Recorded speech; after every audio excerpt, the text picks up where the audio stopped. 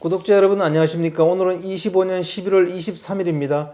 전국 9대도시 개인택시 시세 좀 알아보고 있습니다. 먼저 대표님 본인 소개 좀 해주세요. 예, 안녕하세요. 인천 개인택시 조합 지정업체 갈산상사 이원복입니다. 네, 대표님 이번 주에 시세 변화가 좀 있습니까? 예, 소폭씩 다 올랐거든요. 서울부터 말씀드릴게요. 서울은 1억 550만 원, 전주 대비 50만 원이 상승했습니다. 부산 1억 300만 원, 전주 대비 200만 원이 상승했습니다. 대구 6,700만 원, 전주 대비 100만 원이 상승했습니다. 인천 1억 2,400만 원, 광주 1억 4,600만 원, 전주 대비 100만 원이 상승했습니다. 대전 1억 2,600만 원, 대전은 유일하게 200만 원이 하락한 9대도시 중 한 곳이 됐습니다.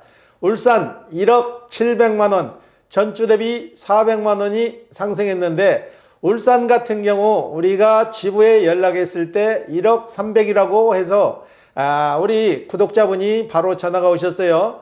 울산 1억 700에 거래되는데 왜 임의적으로 내렸는지 물어봤길래 우리가 협회에 전화했을 때 1억 300이라 그래서 그렇게 했다. 그러고 저희가 다시 매매업체에 전화하니까 1억 700에 거래된다 해서 바로 재수정해 놨습니다. 세종시는 2억 2천만 원, 제주도는 2억 2천만 원, 두 곳 다 똑같이 거래되고 있습니다. 네, 대표님 서울시가 50만 원 정도 올랐네요. 요 이유가 있을까요? 서울시 같은 경우에는 살려고 하시는 분들이 꾸준히 느는데 매도 물량이 뒷받침을 못 하는 거죠. 그래서 소폭 상승했는데 서울시 같은 경우는 다음 주 역시 상승 여력이 좀 남아 있어요. 네. 부산도 좀 올랐네요. 예, 부산 같은 경우에도 1억 100까지 빠졌다가 다시 오름세로 되돌아서서 다시 추세로 다시 되돌아섰거든요. 네. 대구 같은 경우에도 100만 원이 하락했다 다시 오름세를 탔고요. 전 도시가 다 오름세를 탔는데 대전만 유일하게 200만 원 정도가 하락했어요. 네. 예. 대표님 최근 들어서 개인 택시 시세 전체가 이렇게 상승 곡선을 그리잖아요. 그 이유가 뭐라고 생각하세요? 원래 추석 명절이 지나고 찬바람 불면서 12월 달까지는 상승 곡선을 좀 그리다가 1월에서 2월로 넘어지면서 학자금철이 돌아오면서 주춤해지거든요. 그리고 3월 달이 넘어서면서 다시 정상 궤도로 들어서는데 정상적인 추세라고 보면 돼요. 예. 그럼 다음 주 전망을 어떻게 보세요? 다음 주 역시 소폭 상승할 것 같은데요. 서울도 다시 상승 여력이 있고 부산이나 대구나 광주, 울산 같은 경우는 이 시세를 그대로 유지할 것 같고 인천이 지금 위태위태하거든요. 인천이 1억 2,400에 올려서 파는데 매수자들은 꾸준히 느는데 매도 물량이 좀 딸려요. 그래가지고 인천도 소폭 상승이 예상되는 도시예요. 네. 예. 그러면 인천도 상승할 여력이 있다는 거네요. 그렇죠. 지금 매도 물량하고 매수 물량하고 맞질 않는 거죠. 네. 살려는 분들은 꾸준히 느는데 파는 분이 좀 적은 거죠. 네. 예. 이왕 인천 얘기가 나온 김에 인천에 개인 택시 하기 좋은 이유에 대해서 설명 좀 해주십시오. 인천 같은 경우는 가장 좋은 조건이 공항이 바로 인천에 속한돼 있고 공항이 바로 가깝잖아요. 네. 공항이 있고 그리고 항만이 가깝게 있고 그리고 신도시들이 계속 개발되었고 동서남북으로 송도나 연수구나 검단이나 지역이 굉장히 넓어진다는 얘기죠. 그리고 인구 유입도 꾸준히 늘기 때문에 대한민국에서 개인 택시 하는 여건은 그래도 인천이 제일 좋은 거죠. 그리고 수도권이 밀집해서 서울이 근거리에 두고 있잖아요. 서울로 출퇴근하거나 서울의 행정권이나 서울의 사업권을 가지고 계신 분들이 많으니까 서울로 유동하는 인구들이 많다는 얘기죠. 네. 예. 그래서 인천이 다른 타 도시에 비해서 근무 여건이 좀 좋다는 얘기죠. 네. 예전에는 사실 인천이 서울보다 한 2천만 원 정도 시세가 쌌었잖아요. 근데 지금은 오히려 더 이렇게 앞서는 이유가 뭐라고 생각하세요? 인천 같은 경우에는 서울에 가장 근접한 도시잖아요. 네. 그리고 전에는 인천이 서울보다 항시 2천만 원 정도 가격이 저렴했는데 인천은 한동안 큰 내용을 한번 겪었어요. 업체에서 부당으로 개인 택시 5년 되지 않아 가지고 팔 수 없는 물건을 허위 진단들을 끊어 가지고 인천이 굉장히 성행했던 시절이 있었어요. 그래가지고 그 금액이 1,000만 원 이하로 막 낮게 팔은 적이 있었어요. 쉽게 말해서 매물이 실질적으로 거래되는 금액이 1억이 나오면은 1,000만 원 정도가 더 싸게 막 팔았다고. 허위 진단을 받아가지고 그걸 돌리다 보니까는 적은 금액으로 팔았는데 지자체에서 강력히 단속하면서 그 뿌리를 뽑은 거죠. 허위 진단이 없어지고 개인택시 조합에서도 그 허위 진단을 막기 위해서 개인택시 조합의 지정업체라는 것을 만들었어요. 지정업체를 만들어 가지고 지정업체에서 일정하게 관리를 하고 개인택시 조합에서 허위 진단을 근절을 하니까 개인택시 가격이 오르고, 인천 같은 경우는 꾸준히 인구 유입이 되는 도시예요. 동서남북으로 계속 개발이 돼서 아파트가 들어서고 인구 유입이 타도시에 비해서 타도시는 감소했는데 인천 같은 경우는 유일하게 1년이면 5만 명씩 인구 유입이 꾸준히 늘다 보니까 조건이 좋아진 거죠. 네. 예. 실제 현장에서 뛰시는 개인 택시 기사님들도 그렇게 느끼실까요?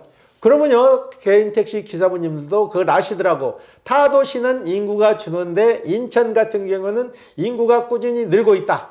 그리고 요즘은 이러는 시스템이 거의 콜로 의지해서 일들을 많이 하시는데, 인천 같은 경우는 공항이 인천에 있기 때문에 아무래도 공항 가는 손님들이 차를 많이 콜택시를 이용해서 승객 빈도가 좀 높은 거죠. 공항으로 가서 공항에서 서울로 올라가서 서울에서 또 인천으로 내려오는 귀로콜이 잘 터지기 때문에 인천이 유리한 거죠. 예. 이번 주 거래건 중에 기억에 남는 건 있으면 소개 하나 해주세요. 예, 이분은 66년생인데요. 저희한테 오실 때 1년 전에 저희한테 개인 택시를 사가신 분이 있어요. 그분 사촌 동생인데 1년 전에 개인 택시를 사갈 때 저하고 나이가 똑같아가지고 친구를 먹었거든요. 친구를 탔는데 이 친구가 자기 사촌 동생을 데리고 온 거죠. 본인이 1년 동안 이 친구는 하루 평균 기준적으로 했을 때 30만 원 이상 매출을 꼭 올려가지고 꾸준하다 보니까 동생이 문의를 했나 봐요. 형님, 내가 개인 택시를 하려고 그러는데 형님 생각은 어떠세요? 그러니까 이 친구가 내가 1년 동안 일해보니까 공항에서 벤티를 하는데 30만 원 이상 매출을 올렸다 해서 그 근거 자료를 보여줬나 봐요. 그러니까 동생도 마음 결정을 해가지고 그러면 형님 나도 개인 택시를 하는데 어느 업체 하나 추천해 주세요. 그래갖고 같이 오셔가지고 상담을 했는데 이 친구 같은 경우에는 준비된 돈이 많지 않아갖고 신용 대출로 대출을 받아서 개인 택시를 해야 되는데 사업자가 있어야 은행에서 대출을 해준다고 그랬나 봐요. 그래서 은행에 가서 사전 승인을 받았어요. 사업자를 만들어 가지고 오면은 개인 택시 살 수 있는 대금 일부를 대출해주는 조건 하에서 저희한테 오셔가지고 추후에 잔금은 일단은 사업자를 만들어 가지고 은행에서 대출을 받아갖고 와가지고 진행할 건데 우선 계약금만 받고 진행을 해주시면 어떻겠습니까? 하고 저희 문의를 하시더라고. 그런데 1년 전에 저희하고 친구 소개했던 친구가 다시 소개하는 친구인데 자기 사촌 동생이니까 믿고 해주세요. 그래가지고 저희가 믿고 진행을 해가지고 금요일날 다 마무리를 했어요. 해가지고 지금 광택 내고 실내 클리닝 해서 이제 월요일날 차를 출고하는데 저희가 다 잔금 받지 않았고 500만 원만 받는데도 저희는 서로가 믿고 이 차를 출고해 주기로 했어요. 그래가지고 사업자를 만드는 동시에 은행에서 대출이 나오면은 제일 먼저 가지고 와갖고 잔금을 치르기로 약속을 했어요. 서로가 믿을 수 있어야지 돈이 한두 푼이 아니고 억이 넘는 돈이기 때문에 서로가 조심스러운데 1년 전에 사갔던 친구가 간곡히 얘기하고 내 동생 믿을만 하니까 이사장이 믿고 한번 해주세요. 그래갖고 진행을 했어요. 예. 그분은 개인 택시를 중고차로 시작하나요? 신차로 시작하나요? 처음에 시작하는데 좋은 차가 있어갖고 2021년식 K5가 있어가지고 이 차를 통째로 해가지고 저렴한 가격에 저희가 판매를 해서 이 차로 시작하게 됐어요. 예. 대표님, 오늘은 전에 그 서울시 법인택시 감차에 대한 얘기를 좀 나눠보겠습니다. 예. 대표님, 지난 9월 서울시의 법인택시 감차 및 개인택시 한정면허 500대 발급 소식이 보도됐었는데요. 당시에 업계 반응은 어땠나요?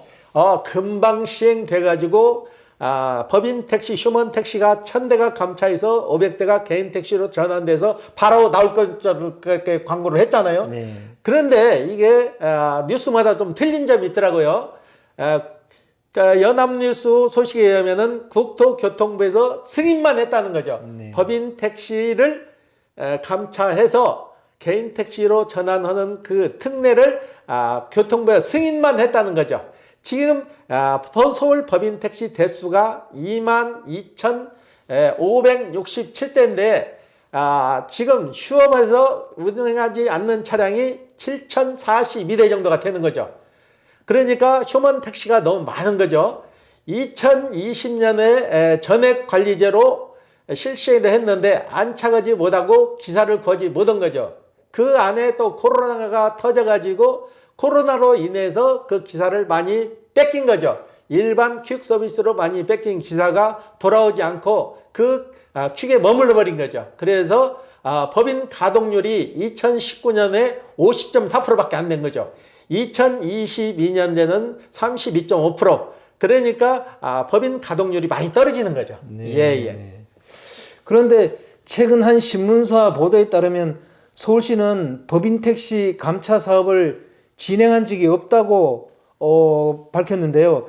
이 소식을 들었을 때 어떤 생각이 드셨어요? 그러니까 앞뒤가 맞지 않는 게 국토교통부에서는 법인 택시 감차 사업을 실증으로 특례를 해서 발표를 했는데 서울시에서는 그런 사실이 없다는 거죠. 네. 서울시에서는 서울시 측 답변은 국토교통부 승인만 나온 거지 법인 택시나 개인 택시 쪽과 협의한 적이 없다는 거죠. 이거는 택시는 국토교통부에서 증차나 감차를 결정하는 게 아니고 그 지 자체에서 하는 문제이기 때문에 국토교통부 승인하고는 별개가 돼버리는 거죠. 그러니까 서로 앞뒷말이 안 맞는 거죠. 언론의 자의적 발표라는 거죠.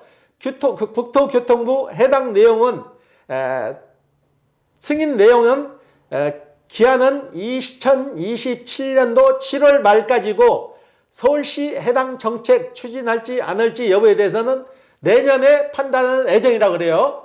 서울시에서는 그러니까 이걸 확정져가지고 아직 검토 발표를 안 했다는 거죠. 검토는 했으나 아직까지 특별히 준비된 것이 없다는 내용이에요. 합당 여부 검토 후 합당하면 시행하고 합당하지 않으면 시행하지 않을 것이다 라는데 국토교통부는 해당 정책을 진행해도 좋다고 승인만 낸 거지 실질적으로 법인 택시 쪽과 개인 택시 쪽 협의 자체가 없었다는 얘기죠. 네. 예, 그러니까 이건 좀 더 지켜봐야 될 문제 같아요. 네. 예. 서울시는 2027년까지 시간이 있으니까 내년에 정책 추진 여부를 판단하겠다고 했습니다. 실제로 이 정책이 시행될 가능성은 어떻게 전망하시나요? 제가 보기에는 이 시행 절차는 쉽게 되지 않을 것 같아요. 내년에가 지자체 선거가 있잖아요. 네. 아무래도 지자체 선거하고 겹치다 보니까 이거는 손을 못 댈 것 같아요. 그리고 휴먼 택시라는 것은 그 법인 회사에서 운영을 잘못해가지고 택시가 이익을 창출하지 못해가지고 휴먼이 된 건데 이걸 왜 개인 택시 쪽으로 전가해가지고 그걸 구제해 주는가? 이게 잘못된 거죠. 잘못된 것은 그 기업체에서 책임을 지고 소각을 시키든 부도가 나든 하는 거지 그걸 왜 되살려가지고 개인 택시 쪽에 피해를 줘서는 안 된다는 얘기죠.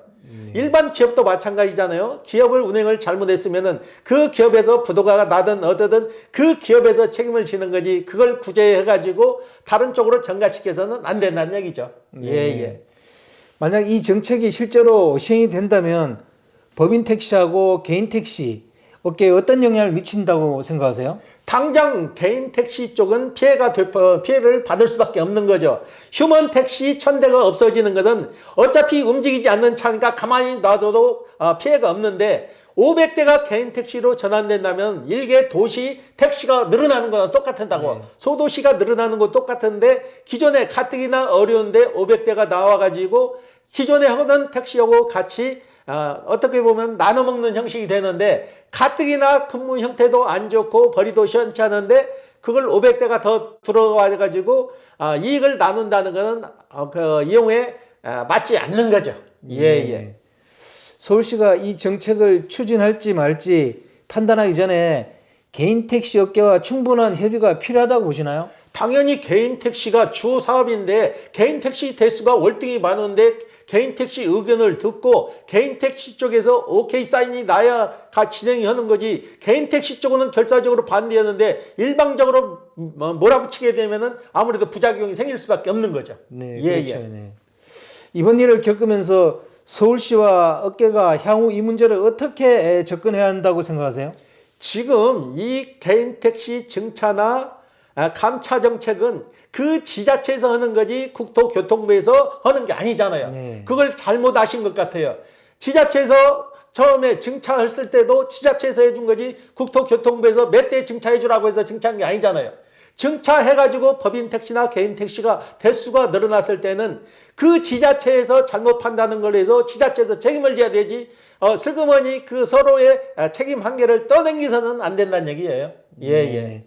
제가 생각할 때는 서울시가 조금 한 발 빼는 것 같아요. 당연히 뺄 수밖에 없는 게 내년에 바로 지자체 선거가 있는데 그 여파가 어디로 가겠냐고요. 우리 개인 택시 하시는 분 5만 명의 가족까지 생각하면은 절대 이거 섣불리 해서는 안 될 행동이 되는 거죠. 네. 예, 예. 오늘 인터뷰 감사드립니다. 예. 네, 구독자 여러분, 오늘 25년 11월 23일입니다. 전국 9대도시 시세가 좀 등락이 있습니다. 그리고 저번 주부터 시세가 좀 상승 곡선을 좀 그리는 것 같아요. 그래서 개인 택시 하시는 분들은 이 추세를 잘 보고 계시다가 접근해야 될 것 같고요. 서울시가 이제 법인 택시 감차 및 개인 택시 한정면 500대 발급을 갖다가 발표한 뒤에 조금 태도를 바꾸는 것 같습니다. 이게 뭐 앞에 부분에 보도했던 신문사들이 거의 메이저급인데 없는 사실을 보도했을 리는 없고요. 근데 시간이 지나고 보니까 좀 문제가 있으니까 한 발 빼는 게 아닐까 하는 제 생각입니다. 자, 호화제는 다음 주에 또 다른 주제로 구독자 여러분 찾아뵙겠습니다. 안녕히 계십시오. 호호 아재였습니다.